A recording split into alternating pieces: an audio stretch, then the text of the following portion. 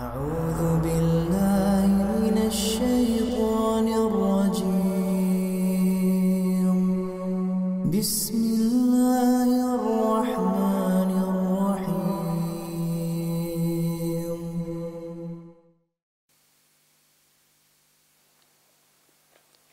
Bismillahirrahmanirrahim. Assalamualaikum warahmatullahi wabarakatuh. Alhamdulillahi ala ihsanihi wa syukru lahu ala taufiqihi wa amtinanihi wa asyhadu an la ilaha illallah wahdahu la syarika la ta'ziman li sya'nihi wa asyhadu anna Muhammadan 'abduhu wa rasuluhu ad-da'i ila ridwanihi wa sallallahu wasallam wa baraka alaihi wa ala alihi wa ashabihi wa ikhwanihi. Ma'asyiral muslimin wal muslimat, semoga kita senantiasa dirahmati dan dicintai oleh Allah Subhanahu wa taala.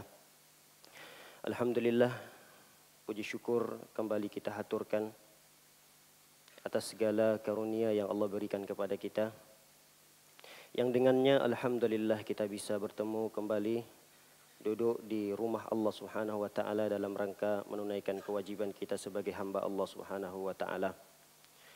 Tak lupa pula kita berselawat dan mengucapkan salam untuk Nabi kita yang kita cintai, Nabi Muhammad sallallahu alaihi wasallam. Semoga dengan senantiasanya kita berselawat dan mengucapkan salam untuk beliau, kita tergolong umat beliau yang mendapatkan syafaatnya kelak pada hari kiamat. Allahumma amin. Para hadirin dan hadirat dimuliakan oleh Allah Subhanahu wa taala, melanjutkan kajian kita terkait ahkamul janaiz atau fikih jenazah. Di mana pertemuan kita kali ini adalah inti daripada atau inti pokok daripada pembahasan ahkamul janaiz ini. Karena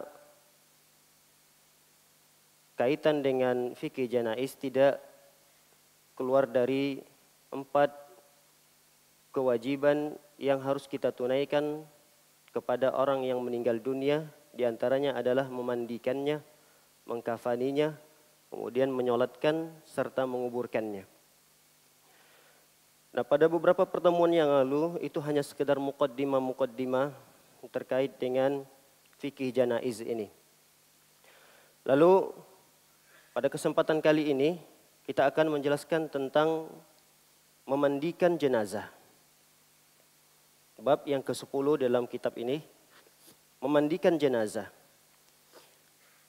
Kata para ulama bahwa menyegerakan untuk memandikan jenazah adalah hal yang disunnahkan, hal yang sangat dianjurkan.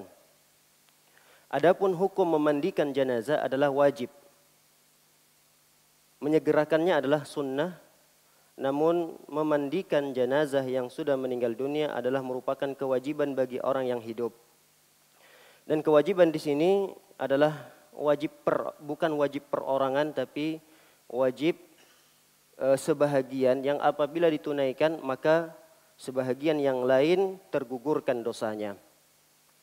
Baik, terkait dengan dalil yang menjelaskan bahwa memandikan jenazah adalah merupakan perintah kewajiban syariat bagi orang yang hidup, banyak hadis yang menjelaskan hal tersebut. Di antaranya adalah sabda Nabi SAW yang terkait dengan seseorang yang sedang berihram, lalu ia celaka, artinya terjatuh dari kendaraannya, disebabkan itu dia meninggal dunia.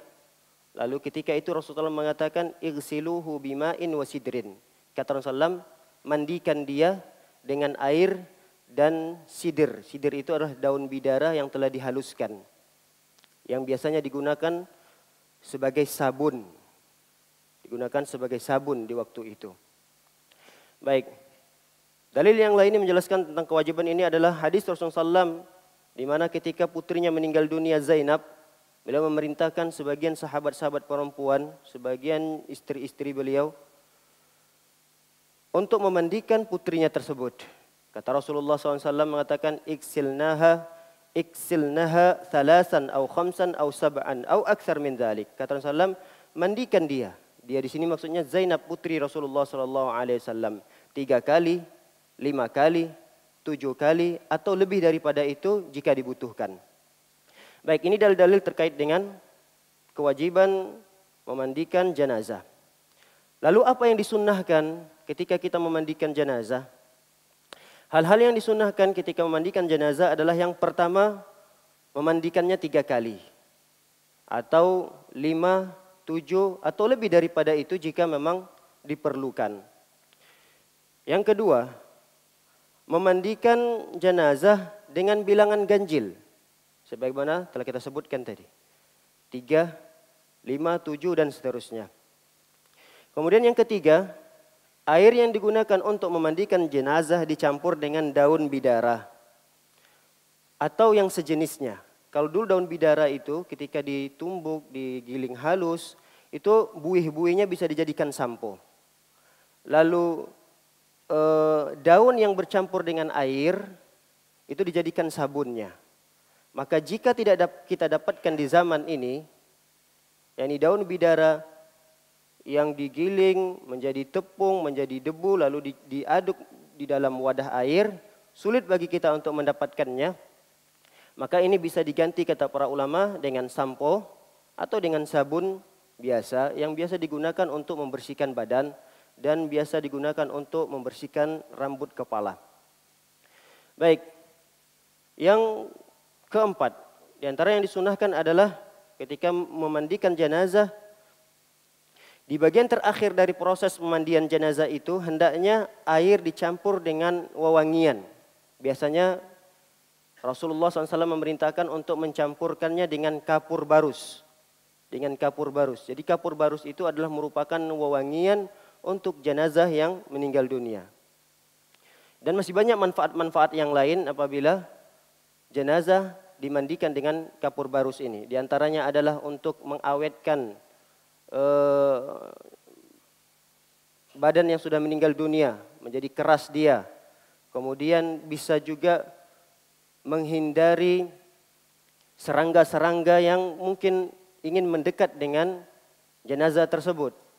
Lalu ketika kita mengakhiri memandikan jenazah itu dengan kafur ini, maka itu manfaatnya sangat besar sekali. Selain dia adalah merupakan parfum atau wewangian bagi badan si jenazah. Baik, yang kelima, melepaskan jalinan atau kepangan rambut bagi perempuan yang meninggal dunia sebelum dimandikan, dilepaskan terlebih dahulu sebelum kita membasuh rambutnya atau mengkeramas rambutnya. Lalu yang keenam adalah setelah rapi kembali, setelah dikeramas, setelah dicuci rambutnya, lalu disisir rambutnya. Yang keenam, disisir kembali. Kemudian yang ketujuh, bagi jenazah wanita yang rambutnya disunahkan untuk dikepang 3. Disunahkan untuk dijadikan 3 ikatan, 3 kelompok. Lalu dikepang menjadi 3. Kedelapan, yang disunahkan dalam memandikan jenazah adalah memulai pemandian itu dari anggota sebelah kanannya. Dan dimulai dari anggota wudhunya. Anggota wudhunya lalu kemudian bagian anggota tubuh yang sebelah kanan. Yang berikutnya adalah hendaknya laki-laki yang memandikan jenazah adalah laki-laki juga. Perempuan yang meninggal dunia, maka yang memandikannya adalah perempuan pula. Walaupun yang meninggal itu adalah mahramnya. Misal ibunya sendiri, misal adik perempuannya sendiri, siapapun mahramnya, maka ketika dia sebagai laki-laki tidak boleh memandikan perempuan. Laki-laki yang memandikannya adalah khusus hanya laki-laki, perempuan yang memandikannya khusus hanya perempuan. Hanya dikecualikan nanti pada poin yang berikutnya, yaitu antara pasangan suami dan istri. Karena tidak ada batasan aurat antara suami dan istri. Poin-poin dari 1 sampai yang ke-9 kita sebutkan tadi ini tercantum di dalam sebuah hadis Rasulullah SAW. Pendalilannya atau dalil yang dibawakan oleh para ulama dari sunnah yang pertama sampai sunnah yang ke-9 ini tercantum rapi di dalam satu hadis yang diriwayatkan oleh sahabat mulia, sahabat perempuan Rasulullah SAW yang bernama Ummu Atiyah. Nah, Ummu Atiyah ini dalam sebuah hadis Rasulullah SAW mengatakan, dakhala alayya Nabi sallallahu alaihi wasallam. Nabi sallallahu alaihi wasallam pernah mendatangi kami. Ketika itu kami sedang memandikan putrinya Zainab. Lalu Nabi SAW hanya sekedar memandu saja. Ini menunjukkan bahwa Rasulullah tidak ikut memandikan putrinya Zainab. Walaupun itu adalah darah dagingnya sendiri. Walaupun itu adalah putri kandungnya sendiri. Tapi karena memang ketentuan syariat yang menjelaskan bahwa perempuan yang memandikannya adalah perempuan, laki-laki yang memandikannya adalah laki-laki, sehingga Rasulullah SAW hanya memandu dari luar saja. Yang ketika itu memandikannya adalah Ummu Atiyah.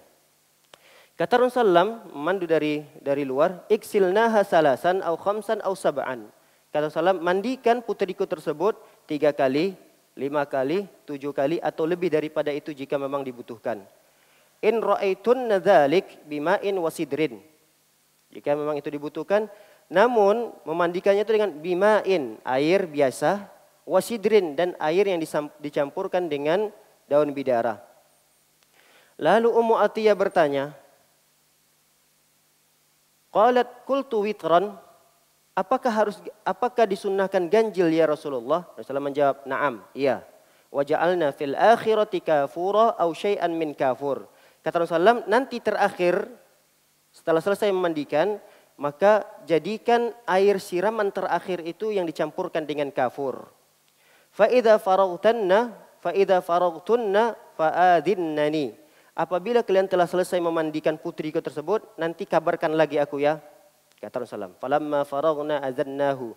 Lalu setelah Ummu Atiyah dan teman-temannya selesai memandikan putrinya, lalu dia melapor ke Rasulullah sallallahu alaihi wasallam, ya Rasulullah, selesai. Setelah itu fa'alqa ilaina haqwah. Rasulullah SAW pun melemparkan kepada mereka potongan kain, lembaran kain. Qala ash'irnaha iyyahu. Kata Rasulullah mengatakan, pakaikan kain ini untuk menutupi tubuhnya.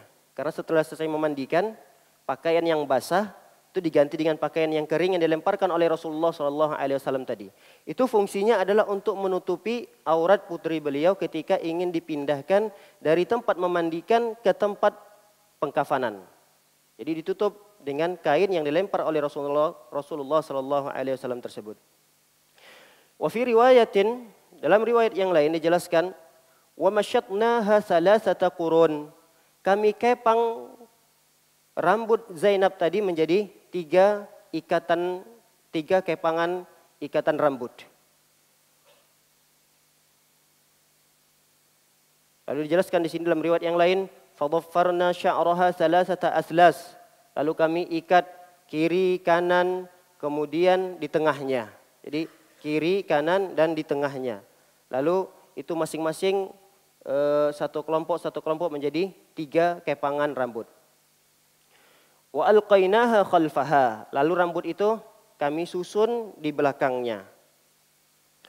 Qalat wa qala lana. Lalu Rasulullah pun mengatakan kepada kami yang memandikan itu, ibna'na bimayaminiha wa mawadi'il wudu' minha.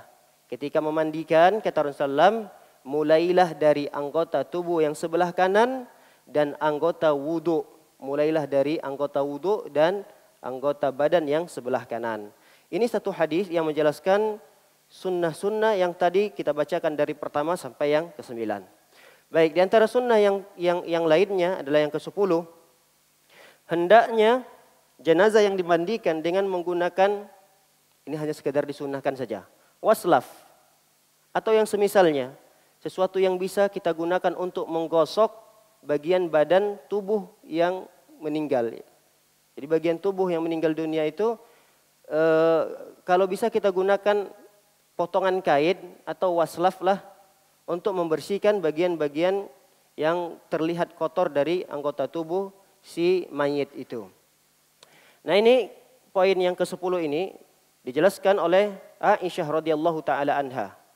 Manakala para sahabat ketika itu memandikan jenazah, lalu dalam hadis Rasulullah memberikan instruksi kepada yang memandikan, wa yudalliqunahu bil qamis. Kalau bisa, kata Rasulullah, gosok-gosokkan badannya dengan qamis. Qamis itu bisa berupa pakaian, bisa berupa potongan-potong kain, bisa juga berupa waslaf yang sekarang khusus digunakan untuk menggosok badan itu. Baik. Yang berikutnya adab yang perlu kita perhatikan adalah poin yang keempat. Apa poin yang keempat tadi? Poin yang keempat adalah memandikannya dengan wangian atau dicampurkan dengan kafur. Maka poin yang keempat ini, kata para ulama, itu bisa masuk ke poin ke-11. Bagaimana? Poin yang keempat yang disebutkan di atas, yaitu mencampurkan wangian dengan air yang digunakan. Maka hal ini tidak boleh ketika kita memandikan jenazah yang meninggal dunia dalam keadaan memakai ihram. Jenazah yang memakai ihram, dia berihram lalu meninggal dunia, maka ketika memandikannya, khusus jenazah ini tidak boleh dicampurkan dengan wangian apapun. Karena memang semasa hidupnya, orang yang sudah berniat untuk ibadah haji atau ibadah umrah yang telah berpakaian ihram, dia tidak boleh lagi memakai wangian. Sampai pun dia meninggal dunia, wangian itu tidak dianjurkan untuk dipakaikan kepada orang tersebut. Baik, yang berikutnya. Poin yang berikutnya adalah poin yang ke-9. Poin yang ke-9 di atas, itu berlaku tidak berlaku kepada pasangan suami dan istri. Jadi kalau perempuan yang memandikan perempuan, laki-laki yang memandikan laki-laki pada poin yang ke-9. Tapi pada poin yang ke-12 ini, itu tidak berlaku bagi suami dan istri. Artinya suami boleh memandikan istrinya yang meninggal dunia atau sebaliknya.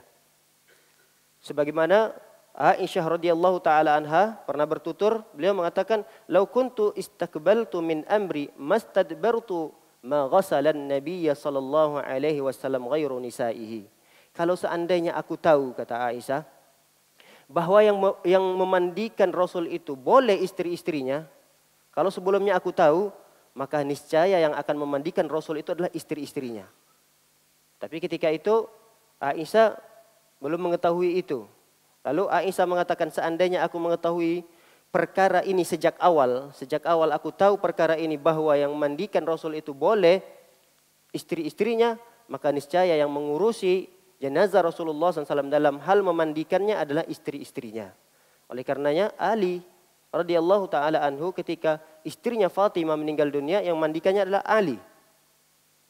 Ini menunjukkan, kata para ulama, bahwa pengecualian poin yang 9 tadi adalah ketika pasangan suami istri yang salah satunya meninggal dunia, maka boleh di antara keduanya saling memandikan.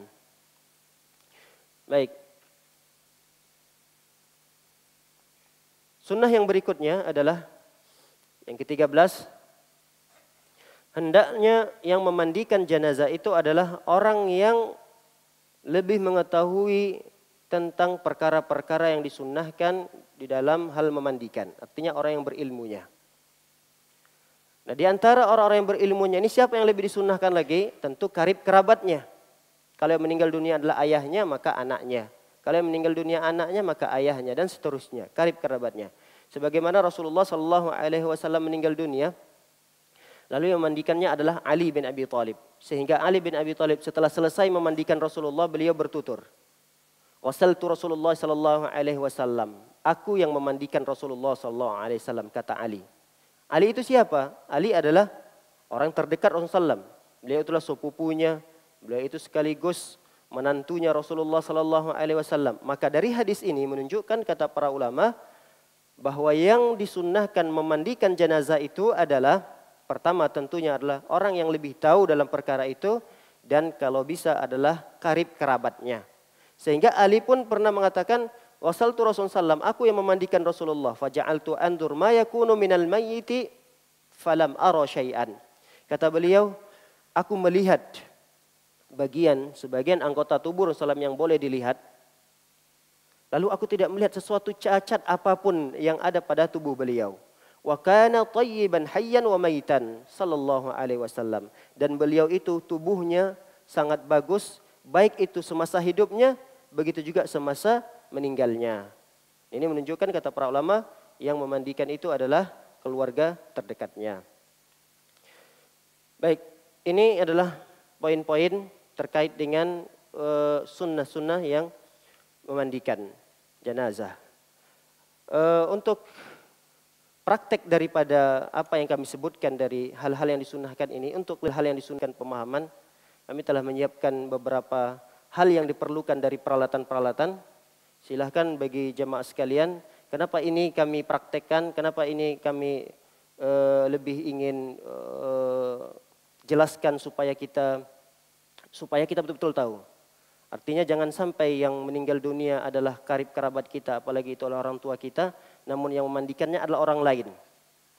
Boleh dibimbing oleh orang yang berilmu, tapi jangan sampai kita sebagai keluarganya membiarkan begitu saja orang lain yang mengurusi yang meninggal itu adalah, padahal yang meninggal itu adalah bagian daripada keluarga kita. Oleh karenanya kami ingin betul-betul mempraktekkan ini agar setiap kita paham tata cara memandikan jenazah. Sehingga jika dibutuhkan kita yang memandikan, maka kita haruslah siap untuk melakukan itu. Baik para hadirin dan hadirat dimuliakan oleh Allah Subhanahu wa taala, kami akan praktekkan dan ada beberapa peralatan-peralatan yang perlu kita persiapkan. Mudah-mudahan kita bisa mengingatnya atau bisa mencatat apa-apa saja peralatan-peralatan yang diperlukan untuk memandikan jenazah ini. Nanti jika diperlukan lagi ada waktu, kita akan bahas apa pahala-pahala atau keutamaan-keutamaan dari memandikan jenazah ini. Namun yang ingin kita fokuskan di sini adalah sunnah-sunnah yang telah kita sebutkan dari awal sampai terakhir yang tadi, itu kan kita jelaskan melalui praktek. Adapun teorinya sudah kita sebutkan dari awal sampai akhir dari pembahasan ini. Jadi bisa bantu mejanya satu lagi.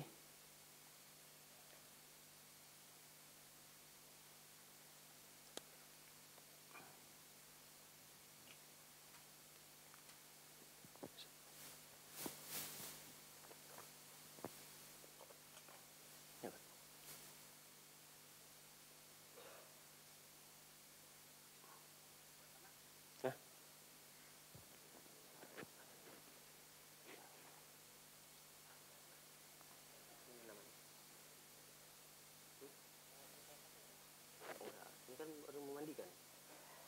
Kapan ini minggu depan? Silakan jadi naik ke atas.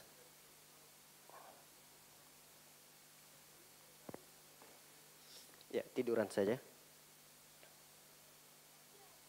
Atau sebelum tiduran bangun dulu, duduk dulu. Saya mau jelaskan apa saja yang perlu dipersiapkan. Duduk dulu, turun. Turun sayang. Ya. Yang perlu kita persiapkan, yang pertama ember.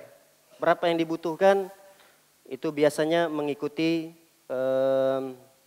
keadaan. Jika yang dibutuhkan 5, ya 5 kita persiapkan. Karena nanti satu ember itu ada yang khusus buat air bersih. Atau jika kurang 2 ember khusus untuk air bersihnya.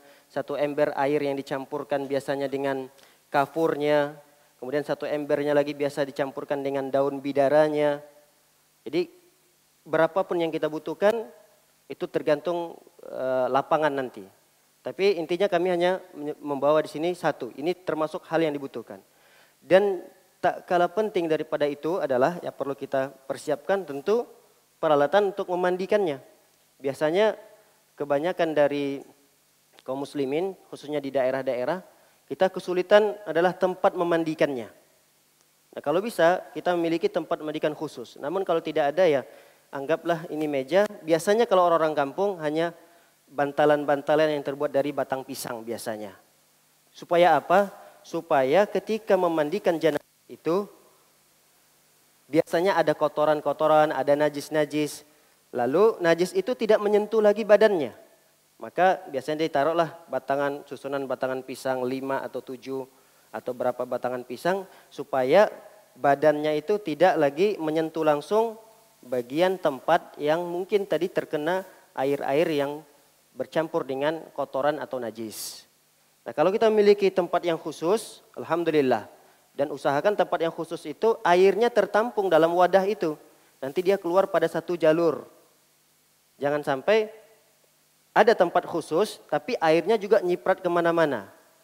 Ini kalau memang ada, alhamdulillah. Kalau tidak ada, ya kita semampunya saja yang kita miliki. Baik, kemudian ember, tentu yang berikutnya adalah gayung. Gayung diperlukan. Jangan sampai nanti kesannya kita memandikan jenazah sama seperti mencuci mobil. Karena ada yang berkata seperti itu. Masa memandikan mayat langsung ambil selang, hidupin keran, selangnya langsung disemprotin ke jenazahnya. Memang ini tidak masalah, tidak ada larangan. Tidak ada larangan sama sekali. Akan tetapi kita ingin memanusiakan orang yang meninggal dunia juga. Sebagaimana kita menghormati dia semasa hidupnya, juga semasa dia meninggal dunia juga kita hormati. Kurang elok saja kalau memandikan itu langsung air yang keluar dari selang, lalu disemprotkan ke jenazahnya. Kalau bisa menggunakan gayung, karena itu lebih sopan. Kemudian yang berikutnya yang kita perlukan adalah handuk. Handuk.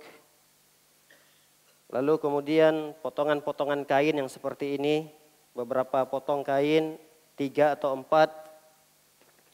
Lalu kemudian sarung tangan. Sarung tangan karet kalau ada yang seperti ini. Namun jika ada yang lebih bagus daripada ini, alhamdulillah. Semisal yang kami punya seperti ini. Gunanya apa? Agar kita yang memandikan, yang seperti ini, agar kita yang memandikan, air yang jenazah, air yang telah kita siramkan ke jenazah itu tidak langsung menyentuh kulit-kulit kita. Kenapa sih kok harus seperti ini? Ya kalau yang meninggal dunia itu adalah orang yang kita kenal, orang tua kita sendiri, tidak masalah, tidak perlu hal-hal yang seperti ini. Kita kan khawatir, ini kan kota besar. Kota besar itu kan kita tidak tahu, dia meninggal dunianya karena sakit apa. Jangan-jangan sakit menular. Bisa jadi nanti sakit menular itu akan, nauzubillah, kita tidak berharap itu. Menular kepada kita-kita yang memandikan. Makanya kita harus mengikuti ya prosedur kesehatan dari anjuran-anjuran dokter. Walaupun ini sama sekali tidak ada. Kita tadi tidak membaca ini dalam adab-adab yang disebutkan oleh Rasulullah SAW. Tidak ada pakai harus sarung tangan. Kemudian juga tidak ada anjuran dari Rasulullah SAW memakai masker misalnya. Tidak ada. Ada tadi kita baca adab-adabnya. Ini hanya tambahan-tambahan dari ulama-ulama kesehatan.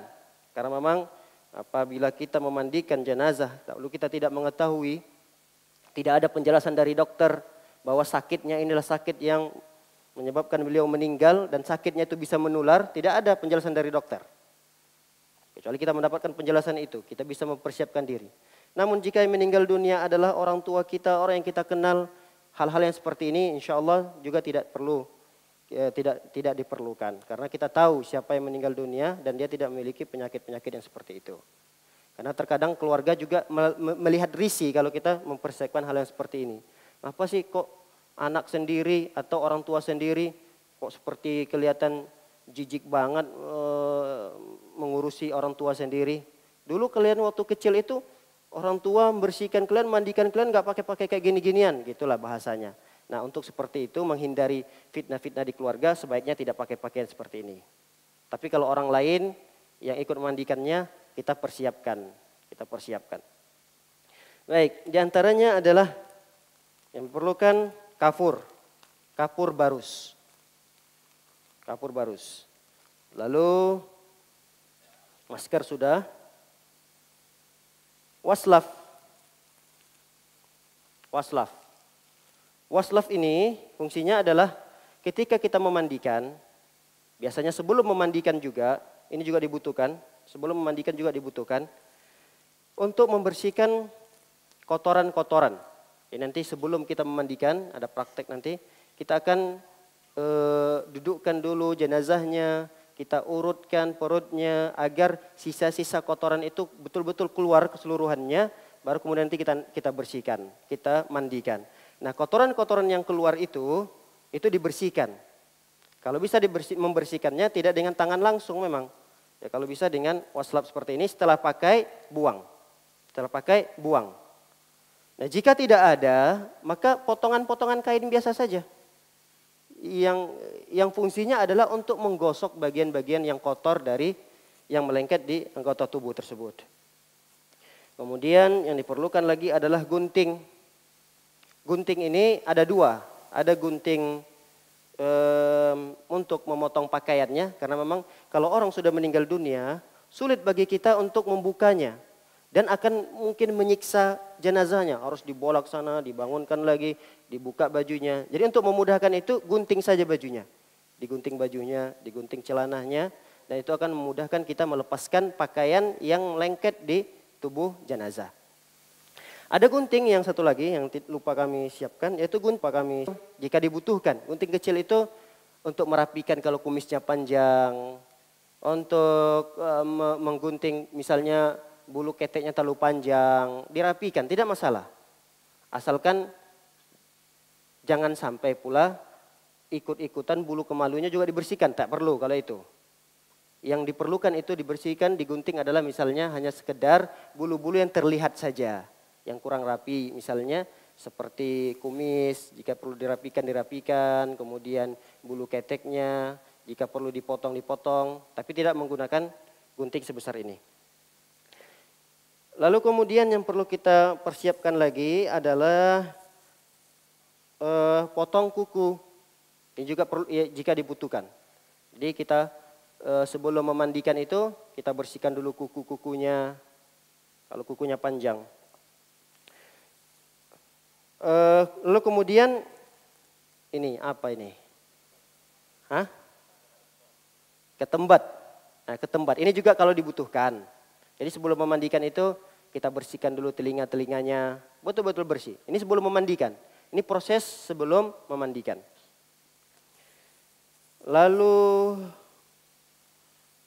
sabun, jangan lihat mereknya. Sabunnya aja yang paling penting. Sabun ini sebenarnya pengganti daripada daun bidara yang kita sebutkan tadi. Sampo ini pengganti dari daun bidara. Kalau dulu tidak ada sampo, tidak ada sabun. Mereka cukup menggunakan daun bidara saja. Daun bidara itu mereka jadikan tepung, lalu nanti diaduk dalam satu wadah air. Diaduk sampai betul-betul rata di air tersebut. Nah nanti dia ada buih-buihnya. Buih-buihnya itu akan timbul ke atas. Nah buih-buihnya itu biasanya digunakan untuk samponya. Untuk samponya. Nah air yang sudah bercampur dengan daun bidara tadi itu yang akan disiram menjadi sabunnya.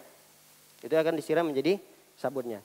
Nah untuk di saat ini umumnya hal itu tidak dipraktekkan lagi. Ada yang mempraktekkan tapi itu tidak sesuai dengan yang contohkan, yang disunahkan Rasulullah SAW. Ada yang mencoba untuk mempraktekkannya, dia ambil beberapa lembaran daun bidara, lalu dia tumbuk, tapi tidak seperti yang kita gambarkan, yang mengeluarkan buih-buih, yang dia sudah bercampur dengan airnya. Tidak seperti yang dipraktekkan oleh orang-orang terdahulu.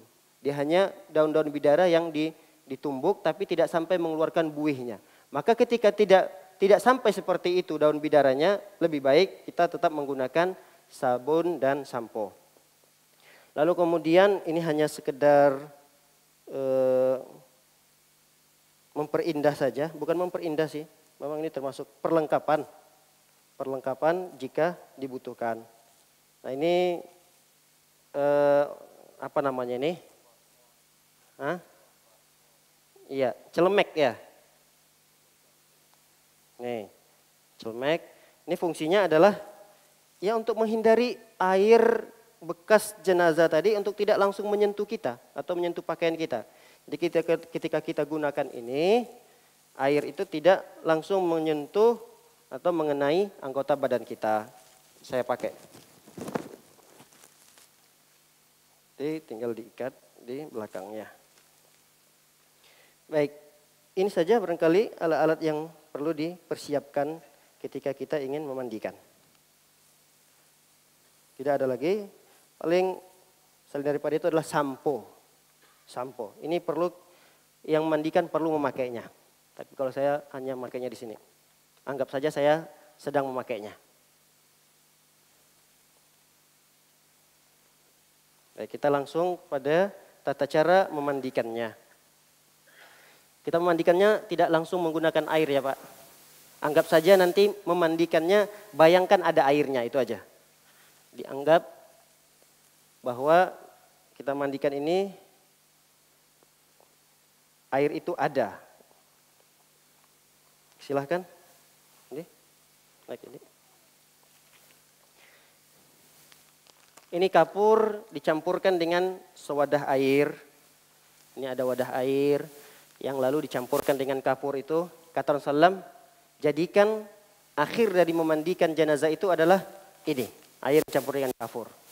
Yang tadi fungsinya adalah sebagai parfumnya. Untuk wewangian daripada jenazah ini.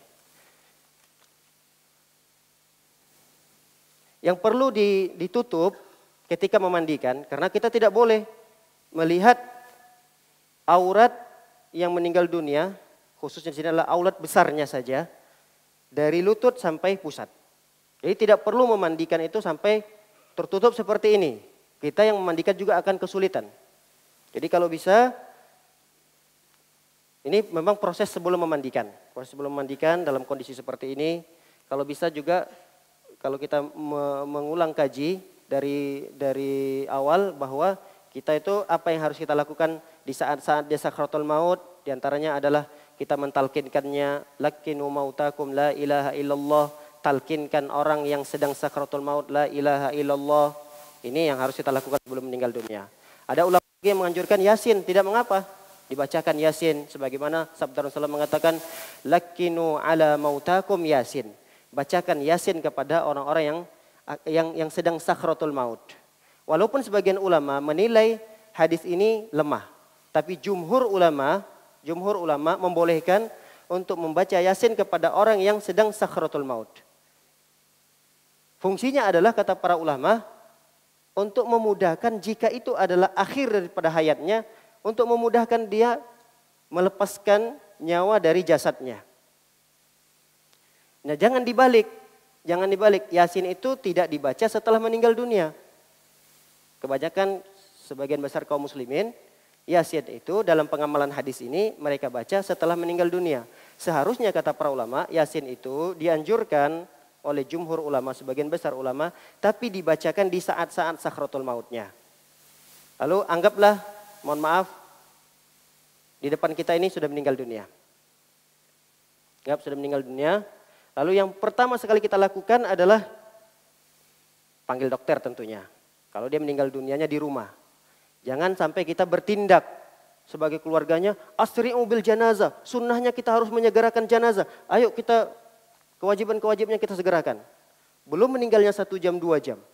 Kita hanya memperkirakan kok nggak ada lagi nafasnya nih, udah meninggal dunia. Udah rame. Tidak ada rekomendasi dari dokter bahwa dokter telah menyatakan atau surat pernyataan meninggal dunianya. Jadi kalau bisa tunggu dulu minimal ya 3 jam. Tunggu dulu 3 jam baru kemudian kita melakukan proses-proses ini. Jadi tidak langsung ketika meninggal dunia, ini ceritanya di rumah. Kalau di rumah sakit itu tidak akan mungkin terjadi. Pasti ada surat yang akan dikeluarkan oleh rumah sakit, keterangan meninggalnya. Kalau itu sudah alhamdulillah, kita sebagai yang memandikan aman. Nah yang sekarang yang menjadikan kekhawatiran kita bagi yang memandikan adalah surat itu tidak ada. Lalu keluarga meminta kita untuk disegerakan. Ini yang harusnya kita berhati-hati. Dikhawatirkan akan menimbulkan fitnah. Betapa banyak terjadi fitnah yang ditimbulkan dari akibat daripada ini. Kenapa? Ada orang yang dimandikan, ini di kampung-kampung, dimandikan tiba-tiba hidup kembali. Dia belum meninggal tapi dimandikan. Orang kampung semua geger, takut, berlarian. Ada sepulan meninggal dunia, dia hidup lagi, bangun lagi ketika dimandikan. Bukan dia hidup lagi, tapi karena memang dia masih hidup, tapi kita tidak mengetahui apakah dia itu sudah meninggal dunia atau belum. Sebaiknya kita harus panggilkan dokter. Nah setelah dia dipastikan oleh dokter, oh ini sudah meninggal dunia. Kita sudah tunggu juga 2-3 jam. Maka setelah itu kalau bisa, tadi meninggal dunianya matanya terbelalak, kita tutup. Lalu kemudian kita ikat di sini, Saya lupa bawa talinya.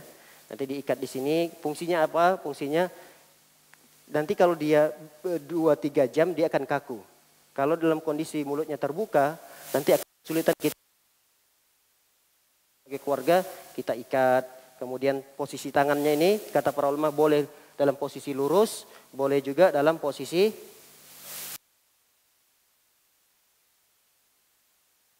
tidak ada ketentuannya. Jadi boleh dalam kondisi lurus, boleh juga dalam kondisi sedekap seperti ini. Baik. Jika diperlukan untuk diikat, ikat, tidak mengapa. Diikat, tapi jangan sampai tali langsung menyentuh anggota tubuh, karena itu akan menyakiti. Kalau bisa pakai kapas, dialas dengan kapas supaya tidak ada bekas yang lecet nanti dari kulit-kulitnya. Kemudian kaki juga kalau bisa di saat dia sudah meninggal dunia dirapatkan seperti ini. Baik, sudah selesai perkara ini, lalu kita ingin angkat dia tempat pemandian. Setelah kita angkat, anggaplah sudah kita angkat dan ini tempat pemandiannya.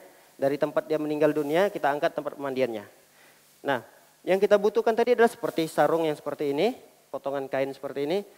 Yang perlu kita tutup hanya aurat besarnya saja. Kita rubah posisinya, aurat besarnya saja. Dari lutut sampai pusat. Nah, aurat inilah yang tidak boleh dilihat. Aurat inilah yang memandikan. Dalam kondisi apapun dia memandikannya. Apakah karena dia harus membutuhkan untuk membersihkan ini, tetap dia harus menjaga aurat ini. Jadi dia membersihkannya dalam keadaan dia tidak melihat aurat itu langsung. Ini tetap dipegang untuk tidak terlihat auratnya. Baik.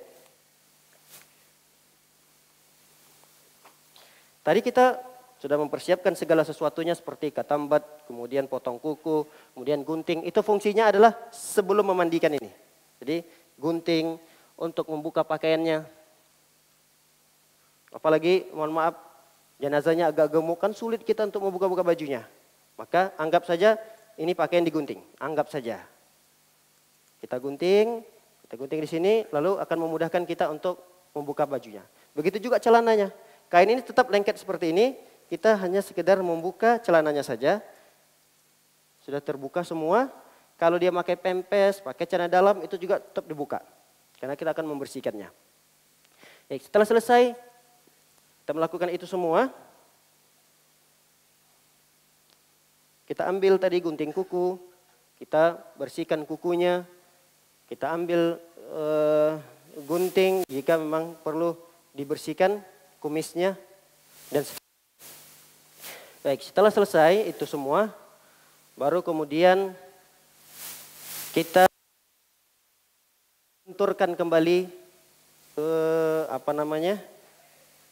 anggota tubuhnya. Jadi dilemas-lemaskan lagi. Karena memang kaku beberapa jam, kalau itu memungkinkan. Tapi kalau sudah kaku tidak bisa diluruskan, tidak bisa ini, ya sudah biarkan dalam kondisi seperti itu. Tapi kalau dia masih bisa dilemas-lemaskan tangannya, kemudian ini jika dibutuhkan. Jika tidak mampu lagi karena sudah kaku, tidak mengapa. Ini kondisinya tetap tertutup auratnya. Baik. Setelah itu, apa yang harus kita lakukan? Kita pastikan tidak ada kotoran-kotoran yang tersisa di dalam perutnya. Karena kalau sudah nanti pengkafanan, sudah selesai memandikan, lalu kita mencoba untuk mengkafani, ternyata masih ada sisa-sisa kotoran yang masih belum bersih. Khawatirnya keluar dan itu akan mengenai kain kafan. Lalu seperti itu bagaimana yang harus kita lakukan? Ya sudah, kita lanjutkan saja pengkafanannya. Oleh karenanya supaya kita tidak direpotkan dengan hal yang seperti itu, maka betul-betul kita selesaikan. Barangkali ada yang tersisa, maka yang harus kita lakukan adalah ini kalau bisa yang memandikannya misalnya 2 atau 3 orang. Supaya ada yang membantu nanti. Jadi contohnya kita akan ginikan, kamu kok segera. Enggak usah. Kamu dalam kondisi tiduran saja. Ini diangkat seperti ini. Nanti ada satu orang yang silakan Pak Serel bantu untuk ditekan perutnya, dielus-elus seperti ini. Lihat, iya, ditekan seperti ini. Nah, jika dia keluar, maka maka dibersihkan. Jika tidak ada lagi berarti tidak perlu dibersihkan, tapi tetap disiram dengan air. Baik. Nah, inilah fungsinya tadi waslaf. Waslaf ini kita gunakan untuk membersihkan kotoran-kotoran itu yang keluar. Dan ini hanya dipakai untuk 1 kali pakai saja. Setelah itu kita buang. Baik. Nah, setelah ada air yang digayung untuk 1 orang yang menyiram, silakan Pak Sari. Saya yang membersihkannya. Jadi dibersihkan seperti ini, diangkat atau lebih mudahnya nanti seperti ini. Ini tetap kondisi tertutup. Kondisi tertutup. Nanti kita bersihkan dengan menggunakan waslaf ini. Kalau disiram dari sini, terus atau disiram dari samping sini boleh. Tapi dalam kondisi ini tetap harus tertutup. Tidak boleh terlihat aurat tersebut. Baik, setelah selesai bersih-bersih, ini dibuang. Kemudian kata Rasulullah SAW, mulai dari berwudu, anggota wudunya. Mulai dari anggota wudunya. Jadi kita wudukan dulu dia. Setelah mewudukan nanti baru kita memandikannya dari anggota tubuhnya sebelah kanan. Kita wudukan seperti wudu orang sholat. Oke, wudu orang sholat itu tangan dulu terlebih dahulu sebelah kanan. Silakan siram Pak Asril. Ini kemudian kirinya 3 kali. Setelah itu apa? Setelah cuci tangan biasanya kita apa? Wudunya. Setelah kita mencuci tangan, lupa. Baik. Setelah itu kumur-kumur. Kumur-kumur seperti apa? Apakah itu air dimasukkan dalam mulutnya? Nggak perlu. Cukup ini air, tumpahkan saja di telapak tangan kita. Telapak tangan kita. Maaf, saya harus praktekkan ini. Nanti setelah itu saya akan buang. Ada tempat sampah. Saya harus praktekkan. Sampahnya. Ini air cukup ditaruh di bagian telapak tangan kita. Jadi air itu di tangan kita. Lalu kita bersihkan sebagian-bagian mulutnya. Kalau bisa jari kita ini memang kita masukkan ke sini. Jadi jangan, mohon maaf, jangan air yang dimasukkan untuk kumur-kumur. Paham Pak? Gak apa-apa, saya praktekkan. Gak apa-apa ya. Baik. Begitu juga untuk memasukkan air ke hidung. Jadi masukkan air ke hidung kalau tidak ada persiapan ini yang banyak, misalnya cukup dengan potongan-potongan kain saja yang dimasukkan ke bagian-bagian lubang hidung saja. Jadi jangan masukkan airnya tumpahin ke dalam hidung seperti ini. Tidak. Baik. Setelah itu apa kalau kita berwudu setelah selesai kumur-kumur, kemudian hidung, muka. Muka ya seperti kita berwudu. Kita ambil air ditumpahkan di sini, kita wudukan. Sini kita tumpahkan. Ini. Seperti ini. Sampai berapa kali? 3 kali. Sampai 3 kali. Setelah itu telapak tangan, bukan telapak tangan, tangan, dari tangan sampai siku. Ini kita wudukan sebelah kanan dari sini, wudukan sampai sini. Selesai, tangan kanan, kemudian tangan kiri, kita wudukan. Baik, selesai. Setelah tangan, kepala, mengusap bagian kepala. Kepala biasa mengusap seperti kita berwudu. Kita angkat seperti ini, lalu kita inikan. Lalu kemudian kaki sebelah kanan, kemudian kaki sebelah kiri. Selesai, wudu sudah selesai. Anggap berwudu sudah selesai. Lalu tadi apa perintah Rasulullah lagi kepada Ummu Atiyah untuk memandikan putrinya? Kata Rasulullah mulai dari anggota badan yang sebelah kanan.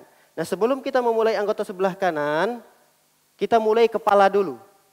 Kepala dulu, nanti baru anggota sebelah kanan. Nah, apa yang dibutuhkan kepala? Ya, air. Kalau usahakan air itu tidak langsung menyentuh hidung dan mulutnya. Karena khawatir nanti air itu akan masuk. Dalam kondisi kita seperti ini. Ada seorang yang menutup, jadi ini air disiramkan. Ini ditutup, tetap ditutup. Lalu air itu hanya tersiram sebagian sini. Nah, kemudian kalau dibutuhkan sampo, kita sampokan. Sampokan seperti ini. Lalu disiram lagi air. Siram lagi air. Sudah bersih, selesai kepala. Kita mulai sebelah kanan. Kita mulai sebelah kanan. Nah, untuk sebelah kanan siram semua. Kemudian dibuka lagi di sini dalam kondisi tetap tertutup. Kita siram air. Lalu kita gosok-gosok. Kita punya waslaf tadi. Gosok-gosok lagi. Kemudian kita siram dari sebelah sini. Siram lagi. Digosok-gosok lagi dengan potongan kain yang kita miliki. Nah, ini sebelah kanan. Untuk bagian bawahnya, kata para ulama, ya kita harus miringkan dia. Kalau memang dia sendiri atau dua orang, usahakan seperti ini, kemudian dibantu begini. Nah, kamu gerak ya? Nah, ini disiramin dari belakang, sebelah kanan. Ini satu kali dulu semua. Ini semuanya satu kali. Untuk memandikan satu kali dulu. Kita membasahkan tubuhnya dulu dengan air saja dulu. Kalau kepala, tadi kita satu kali dengan air biasa, kemudian langsung kita sampokan. Tidak mengapa. Atau kalau kita hanya membasahkannya dulu seluruh tubuh, ini juga tidak mengapa. Anggap ini satu kali semua.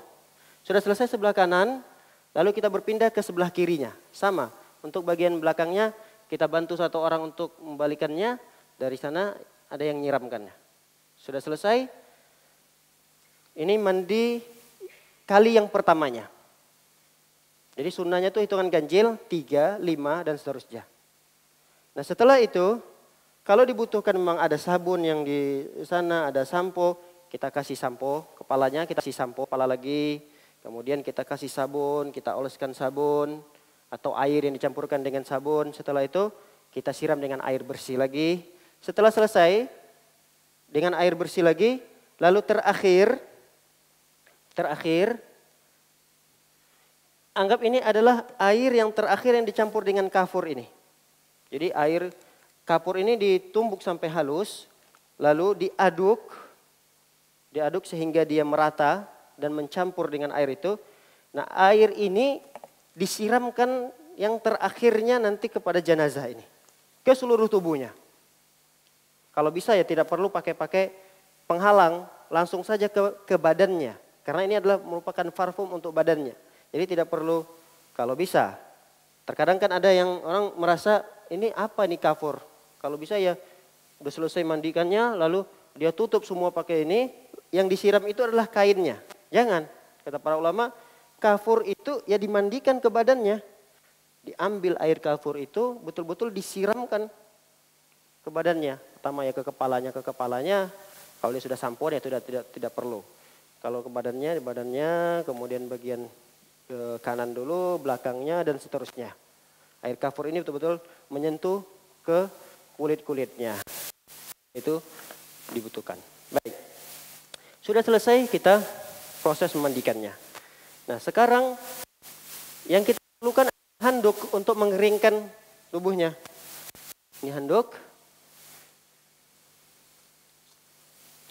Tetap kondisi mayat tidak boleh terbuka auratnya. Ini perlu kita perhatikan. Tetap terus kami ulang-ulang bahwa kondisi aurat si mayat tidak boleh terbuka. Ini kita lap dulu sebagian-sebagiannya, bagian yang belum basah.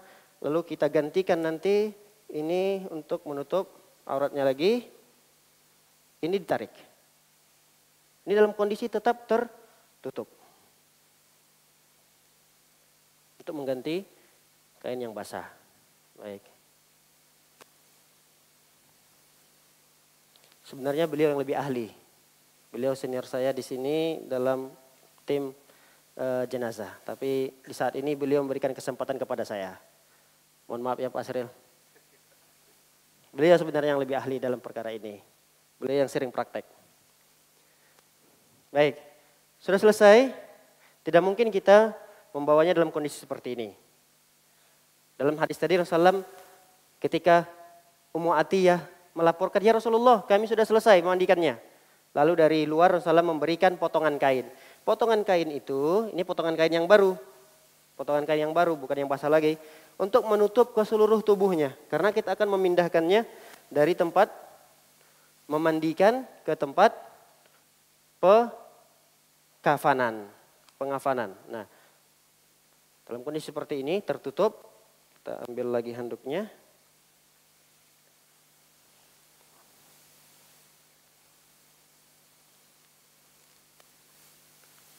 Nah, dalam keadaan seperti ini, lalu kemudian diangkatlah jenazah tersebut. Jika kita memiliki alat untuk mengangkatnya, seperti yang di rumah sakit itu yang untuk memudahkan, itu digunakan. Kalau tidak ada, ya kita manual, ada beberapa orang, 5 atau 6 orang untuk memindahkannya. Setelah itu, selesailah ritual memandikan jenazah. Nah, tidak ada ritual-ritual khusus terkait dari pemandian ini. Jadi tidak ada ritual-ritual khususnya atau air-air khusus seperti air-air bunga. Tapi kalau memang air-air bunga itu hanya sekedar untuk wewangian, tidak masalah. Misalnya ada bunga atau kalau di kampung-kampung itu misalnya ada lagi tambahan air jeruknya, air limaunya. Tapi memang itu hanya sekedar untuk memandikan. Maka tidak mengapa. Tidak mengapa insya Allah. Tapi sebaiknya kita mengikuti apa yang diajarkan oleh Rasulullah. Kalau untuk wangian itu cukuplah dengan kafur. Atau kalau memang untuk sabun dan sampo-nya cukup dengan menggunakan tepung halusan daun bidadari tadi. Kalau tidak ada cukup dengan sabun dan sampo yang kita miliki. Baik, cukup sampai di situ. Barangkali ada yang kurang jelas dari tata cara memandikan. Silahkan para jamaah ingin menambahkan. Tidak ada. Tidak ada posisi khusus. Kecuali nanti setelah pengkafanan selesai. Karena nanti barangkali ada orang yang buru-buru ingin menyolatkannya.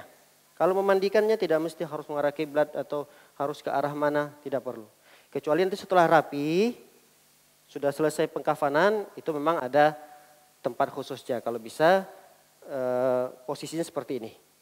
Kalau dia dikanankan seperti ini, dia mengarah ke kiblat. Berarti posisinya benar seperti ini. Gunanya adalah ada orang yang mungkin takziah, dia tidak sempat nanti menyolatkannya. Jadi dia pengen menyolatkan ada beberapa jamaah dulu. Itu. Jadi kalau dalam mandi tidak ada arah khususnya. Silakan.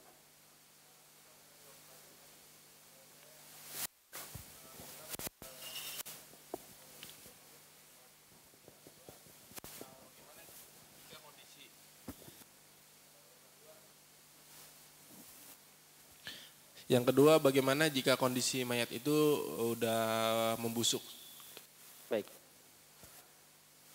Untuk menyampo, mengkeramas jenazah, itu perkara yang luas. Artinya kalau dibutuhkan lebih dari 1 kali silahkan. Tapi kalau kita melihat 1 kali sudah cukup, sudah. 1 kali saja cukup. Apalagi kita ingin menyegerakannya, maka 1 kali sudah cukup. Kalau kita lihat, udah kelihatannya sekali lagi. Apa? Karena nanti kan airnya juga mengikuti. Airnya bersihnya juga mengikuti. Bisa 5, bisa 7. Dan bisa lebih banyak daripada itu. Jadi nanti tergantung sabun yang digunakan dan nanti air yang setelahnya juga mengikuti. Kemudian pertanyaan kedua, bagaimana jenazahnya itu sudah membusuk. Membusuk di sini barangkali kalau kita paksakan untuk mandi, kulit atau daging-dagingnya akan terkupas, akan memisah dari badannya. Contoh seperti orang meninggal dunia dalam keadaan terbakar misalnya. Atau orang meninggal dunia dalam keadaan tenggelam sudah beberapa hari, 3 hari, 5 hari misalnya. Di lautan baru dapat jenazahnya. Kalau dimandikan nanti kulit-kulitnya itu akan mengikuti air misalnya. Kalau dipaksakan untuk mandi, digosok-gosok dia akan terkupas kulit-kulitnya. Maka dalam kondisi seperti ini kata para ulama cukup hanya dengan ditayamumkan saja. Cukup dengan ditayamumkan seperti tayamum kita sholat. Dengan air untuk memandikannya. Allahu a'lam.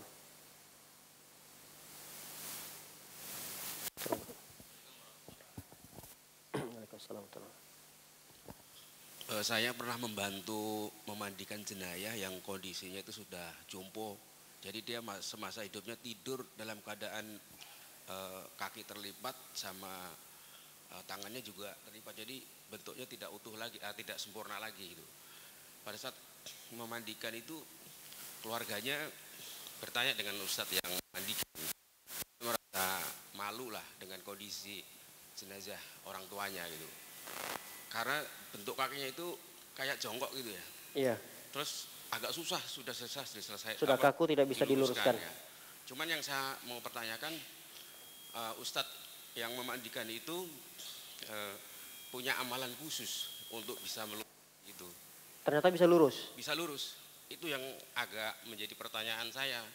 Setelah selesai saya bertanya ke ustadz itu, apa yang diamalkan oleh ustadz itu yang bisa kaki yang sudah katanya sih tahu dalam kondisi begitu.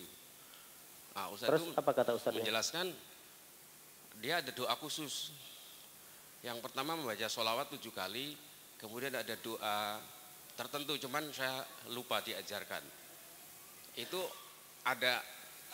memang ada doa khusus seperti itu, apa memang dia punya teori tersendiri gitu Ustaz? Terima kasih. Assalamualaikum warahmatullahi wabarakatuh.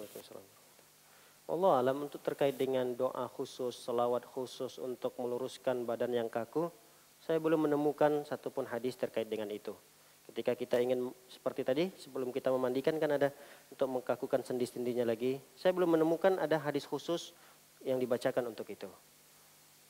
Terus dengan bacaan itu ternyata ustadz itu bisa meluruskan anggota tubuhnya yang jenazah yang kaku. Wallahu alam, dia mungkin memiliki teori saja, cara yang untuk meluruskan badan yang kaku. Yang apabila kita tanyakan dokter, ternyata itu bisa, kata dokter ya. Ini bukan hal yang perlu dikagumi gitu. Karena memang kita panggil dokter, dokter ini sebagian anggota tubuhnya sudah seperti ini. Bisakah diluruskan? Kata dokternya bisa, tidak masalah, diluruskan sama dokter. Nah ini tidak ada hal yang luar biasa yang dilakukan oleh ustadz tersebut. Karena memang dari segi kedokteran pun dia bisa diluruskan. Yang luar biasa itu adalah semua dokter sudah menyerah dan ini tidak bisa lagi, kata dokter. Biarkan dalam kondisi seperti ini, ada ustadz, kemudian dia datang, dia bacakan dengan bacaan tertentu, lalu lurus. Nah ini yang kita pertanyakan. Tapi adakah bacaan-bacaan itu yang diajarkan oleh Rasulullah? Allah alam, saya belum menemukan bacaan-bacaan khusus terkait dengan itu. Mungkin ustadznya tersebut menemukan bacaan itu, tapi saya belum sampai ilmunya ke sana. Allah alam.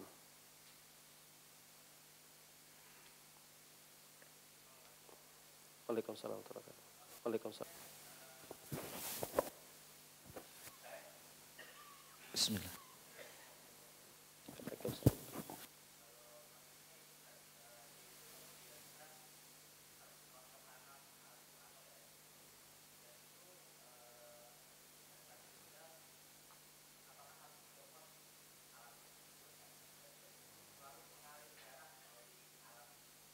Apa?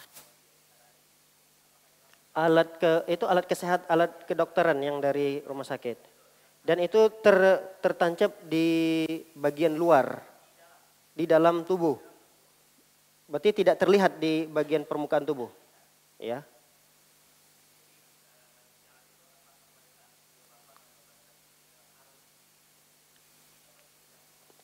Dicabut. Kalau dicabut atau tidak cabut tetap keluar.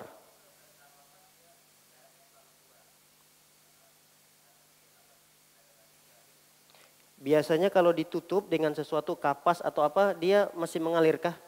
Masih mengalir juga. Baik. Yang pertama, alat tersebut tidak perlu dicopot lagi. Kecuali dia terlihat bagian luarnya. Misalnya alat-alat medis yang masih nempel di tangan. Dan yang dicopotkan sebelum kan. Tapi kalau dia alat medis yang berada tertanam di dalam tubuhnya, ya sudah, biarkan dalam kondisi seperti itu. Jadi tidak perlu harus dipaksakan untuk diambil, dikeluarkan. Tidak perlu, biarkan saja dalam kondisi seperti itu. Ini kalau di alat itu tanam di dalam tubuhnya. Kalau di luar yang saya maksud itu yang perlu diambil dan dibersihkan. Nah, bagaimana kalau kondisi jenazahnya itu terus mengalir darah di sana? Ini sama juga seperti kita menangani jenazah yang kecelakaan misalnya terbentur di kepalanya. Itu biasanya akan sulit darah itu berhenti. Maka kata para ulama urusinya. Ini yang tadi yang dianjurkan, sangat-sangat dianjurkan apalagi dalam kondisi seperti ini. Disegerakan. Dalam memandikannya disegerakan, air darah yang keluar itu biarkan keluar, nanti dibersihkan lagi, terakhir dibersihkan. Apa yang dilakukan untuk menutupinya, untuk menempel dengan sesuatu, dengan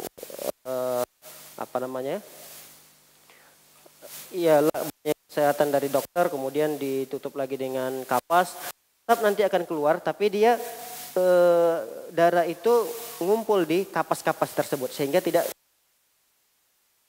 kafannya. Walaupun nanti setelah dikafankan darah itu tetap keluar, maka disolatkan segera lalu dikuburkan. Dalam kondisi darah itu tetap keluar tidak mengapa. Ini tidak mengurangi sempurnanya pemandian yang telah kita lakukan tadi. Walaupun darah itu tetap keluar di saat kita mengkafankannya. Lalu darah itu tetap keluar di saat kita menyolatkannya. Ini tidak mengurangi kesempurnaan daripada memandikan tadi. Wallahu a'lam.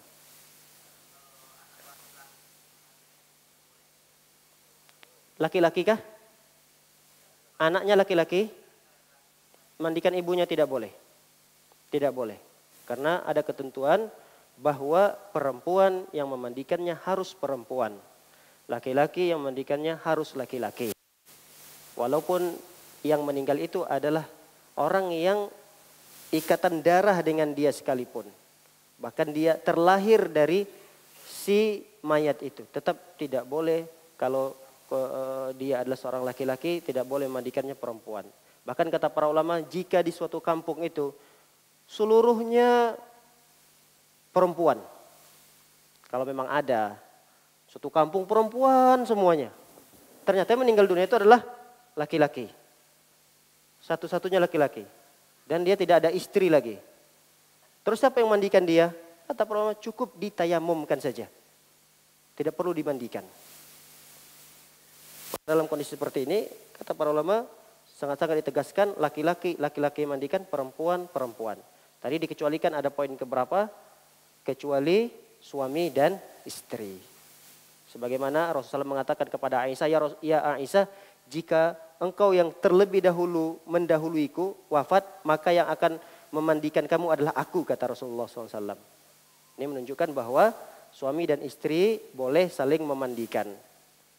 Selain daripada itu, maka harus diserahkan jenazah perempuan yang memandikan perempuan. Laki-laki. Dan yang terbaik di antara yang memandikan itu adalah keluarganya, dan kalau bisa dibimbing oleh orang yang berilmunya. Wallahu a'lam. Silakan.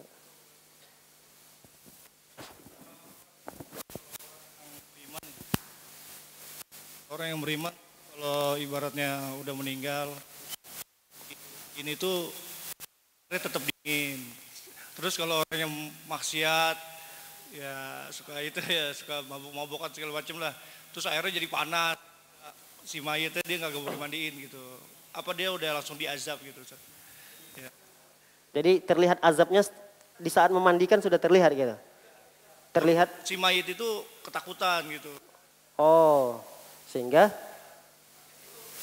dia air panas padahal kita megang dingin. Dingin, dia merasa panas. Gitu. Wallahu a'lam, saya belum mendapatkan penjelasan itu, Pak. Saya belum pernah mendapatkan penjelasan itu. Saya tidak tahu. Wallahu a'lam, saya tidak tahu, Pak. Saya kira itu hanya sekedar kurofat saja barangkali. Kurofat saja itu. Saya tidak melihat itu ada penjelasan khusus dari para ulama. Mayat itu akan jika tanda-tanda dia su'ul khotimah ketika dimandikan padahal air itu dingin dia merasakan panas. Sebaliknya di masa yang orang di cuaca dingin dia merasa panas. Cuaca panas dia merasa dingin. Allah alam, saya tidak mendapatkan hal tersebut. Bahkan para ulama menganjurkan kalau memang di musim dingin airnya boleh dipanaskan. Karena kita memperlakukan mayat ini sebagaimana semasa dia hidup. Kalau orang di musim dingin biasa mandi dengan air panas, ya tak apa-apa. Airnya kita panaskan untuk mandikan dia. Kalau dia di musim panas, butuh air agak dingin, dinginkan airnya untuk kita memandikan jenazah tersebut. Wallahu a'lam.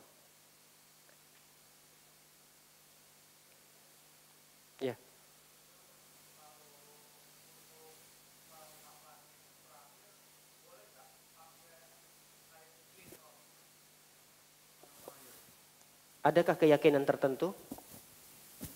Atau hanya memang pengen aja gitu? Enggak, masalahnya salah satu keluarga kami gitu sudah menghususkan itu dengan mengkafani terakhir itu dengan kain ihram dari keluarganya. Kamu tidur. Bangun. Jika tidak ada keyakinan tertentu terhadap kain tersebut, jika dikafankan dengan kain ihram, maka nanti akan berkurang azabnya atau nanti akan mendapatkan syafaat dari kain itu. Ini tidak ada ketentuannya. Tapi dengan kain apa saja untuk menutupi jenazah itu dibolehkan. Kain yang seperti ini juga untuk mengkafani tidak masalah. Kain apa saja. Hanya saja yang disunahkan itu adalah kain kafan yang berwarna putih. Kalau seandainya kita mau mengkafankan jenazah pakai kain batik sekalipun, itu tidak ada larangannya. Apalagi kain ihram. Ini tidak ada larangan. Hanya saja anjuran yang disunahkan oleh Rasulullah SAW adalah dengan menggunakan kain putih. Itu yang terbaik. Oh, kain ihram kainnya berwarna putih. Bagus, silahkan. Tapi terkadang ada nggak keyakinan-keyakinan tertentu dari keluarganya? Ini yang harus dipertanyakan. Sebaiknya tidak perlu. Kalau dikhawatirkan akan ada omongan-omongan di belakang, si fulan meninggal dikafani dengan kain ihram yang dulu dia pernah gunakan di saat berumroh. Nanti akan begini dan begitu. Ini yang harus kita hindarkan. Kalau tidak ada perkara-perkara yang bermasalah dari cerita di belakang setelah itu, maka tidak mengapa dengan kain apa saja untuk kita kafani, tidak ada masalah dalam perkara itu. Wallahu a'lam.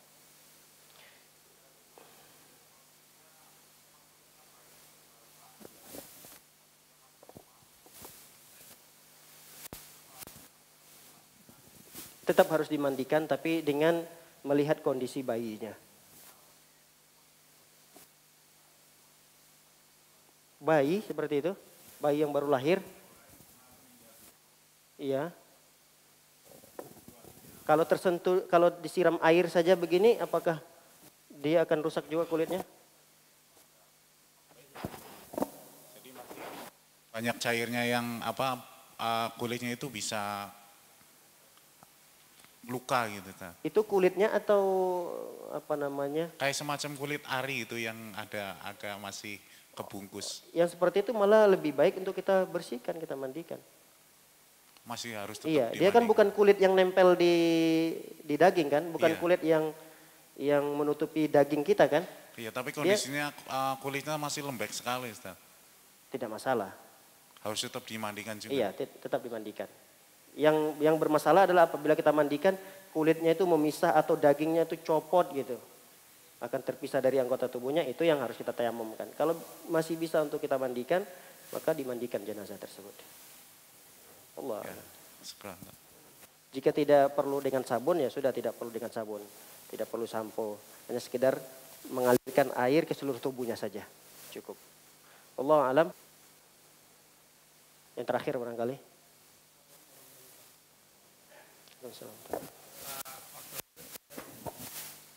Saudara saya, paman saya meninggal. Terus mungkin pada saat itu kondisi untuk tempat jadinya kan kita di kampung itu tidak ada. Terus kita cuma kebetulan ada anak laki-lakinya 4. Jadi di sana itu kan menggunakan balai-balai. Terus yang laki-laki kan duduk gini. Yeah. Dia di ini. Tapi saya juga proses pemandiannya juga seperti yang barusan Ustadz jelaskan. Dia itu langsung dimandikan aja dari kepala. Saya lihat, saya cuma memperhatikan karena memang belum pernah ikut pemandian atau proses nais. Terus setelah dimandikan, dia wudunya pun terakhir.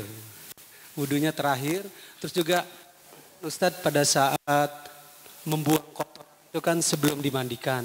Nah itu sih mereka membuang kotorannya itu pada saat proses pemandian juga. Saya khawatir masih banyak tidak bersih. Bahkan nyabuninnya juga kayaknya dia nyabunin seperti itu. Kayaknya agak ini gimana itu Tat? Allah alam. Jika tidak diamalkan sunnah-sunnah yang tadi kita jelaskan. Yang penting air itu mengalir ke seluruh tubuhnya. Insya Allah memandikan jenazahnya tetap sah. tetap boleh, insya Allah sah. Selama air itu teraliri ke seluruh anggota tubuhnya. Adapun dimulai dengan berwudu dengan sebelah kanan itu hanya sekedar sunnah saja. Tapi kalau dia mengakhirkan wudunya ini tentu menyelisih sunnah. Karena memang sunnahnya itu diwudukan terlebih dahulu. Terkadang dia berijtihad tersendiri. Dia berpikir sendiri. Kan kalau kita memandikannya khawatir nanti akan tersentuh lagi kemaluannya, batal lagi wudunya. Biasanya ada orang yang berijtihad seperti itu. Sebaiknya kita wudukan di akhir. Setelah kita sudah bersih-bersih, mandi, rapi, baru diwudukan. Padahal ketika kita memandikan, proses memandikan setelah wuduk tadi, itu semua hal-hal yang menyentuh dari aurat-auratnya tidak boleh langsung dengan tangan kita. Kita kan tadi menggunakan waslaf tadi. Jadi kalaupun tersentuh bagian-bagian itu ketika kita mandikannya, itu tidak sama sekali membatalkan wuduknya. Jadi mungkin ijtihad dari ustaz tersebut diakhirkan wuduknya supaya betul-betul bersih, tidak lagi menyentuh anggota tubuhnya, khususnya auratnya, baru diwudukkan. Tapi hal ini menyelisih sunnah. Yang sunnahnya adalah wuduknya terlebih dahulu. Baik, Allah alam. Insya Allah tata cara mandikannya sah insya Allah. Jika seluruh airnya sudah menyentuh dan mengenai tubuh si jenazah tersebut. Allah alam, kita cukupkan sampai di sini. Wabillahi taufiq wal hidayah. Wassallallahu ala nabiyina Muhammadin wa ala alihi washabihi wasallam ajma'in. Akhiru da'wana subhanakallahumma wa bihamdika asyhadu an la ilaha illa anta astaghfiruka wa atubu ilaik. Assalamualaikum warahmatullahi wabarakatuh.